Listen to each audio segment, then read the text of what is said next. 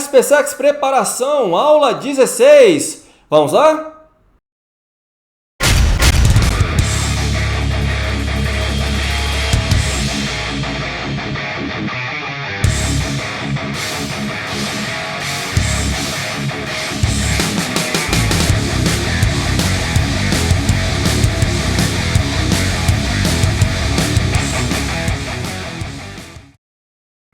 Bom, para essa aula eu só vou abordar duas questões, dois exercícios extras. Prometo que somente esses dois para esse assunto, tá?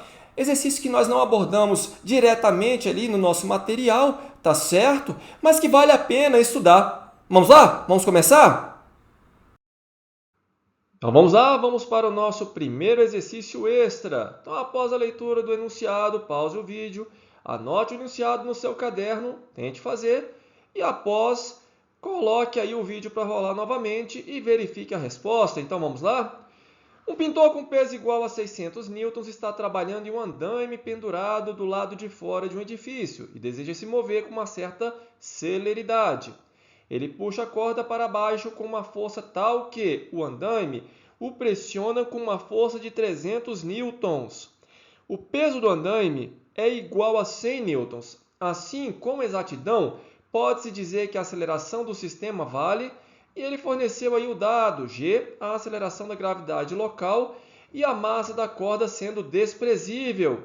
Tá aí as alternativas que foram colocadas no enunciado e também a figura, tá certo? Então pause o vídeo, anote o enunciado no seu caderno e após anotar o enunciado, tente fazer, por que não? E aí você coloca o vídeo para rolar novamente. Bom, eu espero que você tenha feito aí a pausa no vídeo, tenha anotado o enunciado. Então vamos lá. Essa questão é bem interessante, tá? Também é uma questão que não é muito abordada, mas vai que a SpaceX resolva aí cobrar essa questão no seu concurso. Vamos para a solução? Então vamos lá, vamos pegar a figura novamente que foi colocada aí no enunciado e vamos aqui analisar os dois corpos, ou seja, o pintor e o andaime, tá certo? Você poderia até considerar um sistema único, tá certo? Nesse caso aqui não teria problema para você achar aqui, por exemplo, a aceleração que ele solicitou. Porém, seria muito fácil se eu tivesse aqui a força de tração exercida aqui pelo pintor ao puxar a corda para baixo. Mas isso não foi dado, tá certo? O que foi dado foi a força de contato, ou seja, a força normal. Então vamos lá, vamos pegar aqui o homem, o pintor, tá certo? E analisando aqui os diagramas de forças que estão atuando no homem, nós temos aqui o peso do pintor, né? Verdade? A força de tração que a corda exerce na mão do pintor para cima. Afinal de contas, o pintor puxa a corda aqui para baixo. Então, a corda reage na mão do pintor com a mesma intensidade, na mesma direção, ou seja, na vertical para cima. Tá certo? Só muda o sentido. E, além disso, tem a força de contato aqui, olha, do pintor com o andaime, que é o que eu chamo aqui de força normal de contato. Tá certo? Então, são essas três forças que estão atuando aí no pintor. Então, escrevendo aqui a equação da força resultante no pintor, eu vou verificar o seguinte. Eu vou verificar que a aceleração do sistema se dá para cima. Por quê? Ele puxa a corda para baixo. É natural, então, que eles estejam acelerando para cima, tanto o andaime quanto o pintor. Tá certo? Então, se eu tenho aceleração para cima, olha só. Então, tá aí, olha, força resultante no pintor. Massa do pintor vezes aceleração vai ser igual. Então, para cima eu tenho normal, tração e para baixo eu tenho o peso do pintor. Tá certo? Agora vamos para o andaime. Então, tá aí o andaime. Então, eu tenho o peso do andaime, tá certo? Bom, basicamente, o andaime aqui só tem a sua base, nesse suporte aqui inferior. Porque eu estou considerando que isso aqui somente são cordas, tá? Cordas com massa desprezível. Então, o peso aqui está atuando no centro de massa do andaime, que é bem no centro do andaime, levando em consideração que ele é uma estrutura uniforme, homogênea, tá certo? Centro de massa que vai ser um assunto que nós vamos abordar lá na frente, ok? Por hora não tem aqui grande relevância, mas só para deixar aqui bem registrado que eu estou colocando o peso no centro de massa aqui, na base do andaime, ok? Bom, além disso, nós temos a força normal de contato que o pintor exerce aqui na base do andaime. E aí a tração para cima puxando o andaime, não é verdade? Então, a equação da força resultante no andaime está aí, massa do andaime vezes aceleração, vai ser igual para cima tração e para baixo normal e o peso do andaime. Tá certo? Repito, estou levando em consideração a aceleração para cima, por quê? Porque o pintor está puxando a corda para baixo. Não faria muito sentido ele puxar a corda para baixo. Inclusive, ele está aqui ó, enrolando a corda e descer acelerado. Não faz sentido. Ele poderia descer acelerado? Poderia descer acelerado numa outra situação. Aí ele teria que fazer o quê? Ele teria que ir segurando a corda aos poucos ou deixar ela deslizar através de sua mão. Bom, levando em consideração que a corda vai friccionar a pele da mão, não seria uma situação muito agradável. A palma da mão aí do pintor sofreria aí queimadura, tá certo? Então ele teria que usar uma luva, tá? Ou então ele teria que, ainda que segurando a corda com uma tração para baixo, mas ele vai movimentar a corda para cima, ele poderia descer acelerado. Ou ele poderia também descer com aceleração zero, tá? Ou seja, velocidade constante. E também poderia subir com velocidade constante, desde que as duas trações para cima no sistema estejam equilibrando aqui com os dois pesos para baixo, tá certo? Aí das duas, uma, ou ele sobe com velocidade constante ou ele desce com aceleração com velocidade constante, tá certo? Bom, mas vamos voltar aqui ao nosso caso. Bom, ele quer a aceleração do sistema e o que ele deu foi a força normal e não a tração. Nesse caso, é mais conveniente eu subtrair as duas equações, porque aí dessa forma eu me livro da tração, que é a nossa incógnita, não é verdade? Então eu me livro da tração, subtraindo as duas equações. Então eu vou chegar aqui nessa expressão, vou isolar a aceleração, a massa do homem, do pintor, eu vou pegar o peso e dividir pela gravidade. A massa do andaime, eu vou pegar o peso do andaime e também dividir pela gravidade. Por isso que aqui aparece a gravidade local, tá vendo? Olha, G, tá certo? E aí vai aparecer aqui a diferença entre os pesos, tá? Também lá em cima, não é verdade? Então vamos substituir. Tá aí, olha, 2 vezes a normal, portanto, já que é 300 aí a força de contato do andaime com o homem, então 2 vezes a normal, 600. Menos 600, que é o peso do pintor, mais 100, que é o peso do andaime. Tá certo? E a diferença aqui vai dar 500, então está aqui embaixo. Tá? Peso do pintor 600 menos o peso do andaime que vale 100. Efetuando os cálculos, eu vou encontrar uma aceleração igual a G sobre 5, a alternativa correta, letra C. Tá certo? Para você exercitar, tente colocar aqui a situação em que ele teria que descer acelerado. Tá certo? Ok? Tenta resolver aí dessa forma. Vamos para a próxima questão? Nosso próximo exercício extra é um exercício que remete aí à resistência do ar, assunto que eu não cheguei a abordar de forma direta no nosso material e nenhum outro exercício vamos abordar agora, tá certo? Então prepare o seu caderno, após a leitura do enunciado, pause o vídeo, anote o enunciado e tente fazer. Bom, vamos lá. Um paraquedista, juntamente com seu equipamento, possui uma massa total de 150 kg. É conhecida a constante C, que vale 60 newtons vezes segundo ao quadrado por metro quadrado. Sendo assim, com o paraquedas aberto, a velocidade limite desse paraquedista em um dado salto vale em metros por segundo, e ele forneceu aí o valor da gravidade local, 10 metros por segundo ao quadrado. Então vamos lá? Então pause o vídeo, anote o enunciado e tente fazer. Bom, eu espero que você tenha pausado o vídeo, então vamos lá. Vamos para a solução. Aqui é o seguinte, olha, a força de resistência do ar é proporcional à velocidade.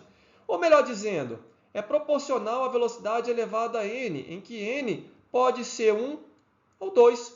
Então você pode ter a força de resistência do ar proporcional de fato à velocidade ou proporcional ao quadrado da velocidade. Bom, geralmente, para esse tipo de questão, nós utilizamos aqui a resistência do ar proporcional ao quadrado da velocidade. Isso porque o paraquedas aberto ele acaba tendo que acelerar uma porção de ar aqui, olha, uma camada de ar que está à sua frente. Então ele tem que acelerar, por isso que nós elevamos aqui ao quadrado. tá certo? Agora, quando eu tenho o movimento de um corpo qualquer em um fluido, tá? A força de resistência do ar eu posso considerar como sendo linear, ou seja, um N igual a 1, quando estão presentes aí as forças de viscosidade, tá certo? Mas eu não vou entrar em muitos detalhes, vamos utilizar aqui então N igual a 2, ou seja, a resistência do ar vai ser proporcional ao quadrado da velocidade, tá certo? Essa constante C, nesse caso aqui, muitas vezes, ela tem a ver aqui com a área da seção transversal, a maior área aqui, olha, dessa seção transversal aqui, a direção do movimento, tá certo? Perpendicular à direção do movimento, tá? Não somente dessa área, tem outros fatores que são levados em consideração, mas também nós não vamos entrar em muitos detalhes, ok? Então vamos lá. Na queda, então, a força resultante vai ser igual ao peso menos a resistência do ar, tá certo? Então tá aí, olha, já substituindo então CV ao quadrado, está aqui a força de resistência do ar. Bom, acontece que enquanto a velocidade é muito pequena, o peso ganha. E se o peso ganha, eu tenho força resultante, tá certo? Mas vai chegar um momento em que o peso não vai mais ganhar da força de resistência do ar. Pelo contrário, eles vão se equilibrar. Nesse caso, o paraquedista já acelerou tudo que ele pôde acelerar. Aí ele vai atingir uma velocidade limite. Então, a velocidade limite ela ocorre quando a força resultante é igual a zero. Tá certo? Então, a velocidade do paraquedista vai ser a velocidade limite. Então, se a força resultante é igual a zero, a velocidade aqui ao quadrado, olha, vai ser igual ao peso sobre c. Então, extraindo a raiz quadrada, está aí a velocidade limite. Ok? Bom, peso. Então, eu tenho 150 para a massa do sistema, paraquedas e o paraquedista, tá? Massa total do sistema. E vezes a gravidade, 1.500, dividido pela constante c, que vale 60, eu vou ter aí, extraindo a raiz quadrada, a velocidade valendo 5 metros por segundo. O que me dá aí como alternativa correta a letra C. Tá certo? Bom, eu vou explorar só um pouquinho mais esse problema, mas só para efeitos de curiosidade, ok? Então vamos lá. A situação é a seguinte, conforme nós vimos na apresentação anterior. Olha só, força resultante igual a peso menos a resistência do ar, ou seja, força resultante igual a peso menos CV ao quadrado. Acontece que esse sistema aqui, ele não é uniformemente variado, ou seja, a aceleração não é constante, tá? Então, se você for escrever aqui a relação da força resultante, massa vezes aceleração igual a mg menos CV ao quadrado, e lembrando que a aceleração é a taxa de variação da velocidade pelo tempo, ou seja, a derivada da velocidade pelo tempo, eu tenho essa equação aqui, que é uma equação diferencial a ser resolvida. Tá certo? A princípio, você poderia até imaginar que eu tenho uma função polinomial, tal, e eu já sei mais ou menos derivar uma função polinomial. Eu teria que descer o 2 aqui, não é isso? Depois subtrair uma unidade. Acontece que a operação que nós temos que fazer para resolver essa equação não é achar a raiz da equação, nada disso. Nós vamos encontrar uma função. Nós vamos encontrar a função velocidade. Tá certo? E vocês verão aqui que não se trata exatamente de uma função polinomial. Tá? Até expliquei alguma coisa de derivar uma função polinomial. Falei até na situação lá das guias ortogonais, não é? Estão lembrados? Que eu usei até a derivada, a regra da cadeia para achar a velocidade, uma das técnicas, não é isso? Aqui a gente vai fazer o contrário, nós vamos achar a primitiva da função, tá? Que é o contrário da derivada, vamos pensar assim. Tá certo? Então aqui eu vou utilizar uma técnica chamada de separação de variáveis, porque eu tenho a variável velocidade e a variável tempo. Então, vou separar essas duas variáveis. Tá certo? Bom, o que eu fiz aqui foi passar a massa dividindo. Então, está aqui, olha, vai ficar 1, não é isso? Então, vai ficar simplesmente G, não é? M sobre M vezes G. E aqui vai ficar C sobre M, tá certo? V ao quadrado, ok? Agora, estão lembrados da expressão da velocidade limite? Vamos voltar lá? A velocidade limite, raiz quadrada do peso sobre C. E o peso é mg, não é verdade? Se você resolver isso daqui, olha, agora isolando m sobre c, ou melhor dizendo, c sobre m, eu vou encontrar essa expressão aqui, olha. Então, aqui em cima, em vez de escrever c sobre m, vai ficar g sobre a velocidade limite ao quadrado. Tá certo? Então, tá aí, olha. Já coloquei o g em evidência. E vou separar as variáveis. Tá certo? Isso porque isso daqui remete a um delta pequenininho. Isso aqui também é um delta pequenininho, é delta V sobre delta T, mas muito pequeno, tá certo? É uma variação em cima de outra variação, vamos pensar assim, tá? A razão entre duas variações, tá? Então, nós vamos fazer essa separação de variáveis. O que é T eu vou passar para o lado direito, o que é V eu vou passar para o lado esquerdo. Então, você já reparou que toda essa expressão aqui entre parênteses eu vou passar para o lado esquerdo, tá certo? E agora eu vou efetuar aqui o cálculo integral, tá? Bom, não é um cálculo integral muito fácil de resolver. Então, você tem que recorrer aqui a uma tabela de primitivas, que é o que nós chamamos aqui, né? O que vem depois aqui, olha, de efetuar o cálculo integral. Porque aí, se você efetua o cálculo integral e deriva, você volta mais ou menos a essa função. Tá certo? Não vou entrar em muitos detalhes, tá? Então, vou calcular a integral da velocidade inicial valendo zero até a velocidade final valendo v, ao mesmo tempo que o tempo inicial vale zero e o tempo final vale t. Tá certo? Efetuando esse cálculo aqui, ó, utilizando aqui uma tabela de integral, isso daqui, olha, remete a um arco tangente hiperbólico. Tangente hiperbólica, tá? Então, eu tenho que a expressão da velocidade vai ser igual a velocidade limite vezes a tangente hiperbólica de g vezes t sobre a velocidade limite. Tá certo? Repare, isso aqui é como se fosse uma equação horária da velocidade, porém, não é um move. Então, a velocidade não tem aquele comportamento quadrático, ou melhor dizendo, perdão, é aquele comportamento linear, não é isso? Ou crescente ou decrescente, não. Tá? Aqui o comportamento é diferente. Vamos ver como é que se comporta a tangente hiperbólica? Vamos pegar então o plano cartesiano, no caso da função v, em função da variável t, não é verdade? E vamos ver o comportamento da tangente hiperbólica. Olha o comportamento da tangente hiperbólica.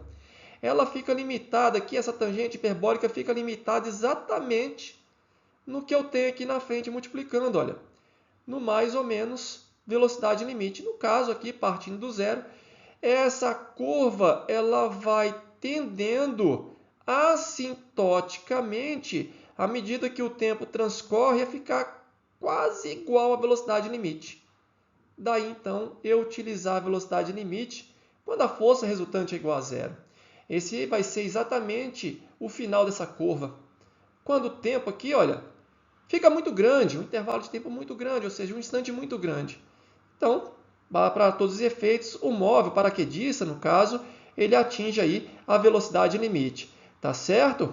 Esse é o princípio aí utilizado por aqueles simuladores de paraquedas. Aqui em Brasília nós temos o iFly, eu não sei aí em outros territórios do Brasil quais são aí as empresas que trabalham com esses suportes aí, né, com esses simuladores de pulo de paraquedas. Então, lá eles simulam para o salto de paraquedas e a pessoa até atingir essa velocidade limite, tá certo? De queda. Bem interessante aí esse exercício de salto de paraquedas simulado. Bom, nessa última parte, eu coloquei somente para efeitos de curiosidade, para você ver qual é o comportamento da velocidade. Tá vendo que não se dá mais como um movimento uniformemente variado. A velocidade até varia, mas não é uniformemente variada, tá certo?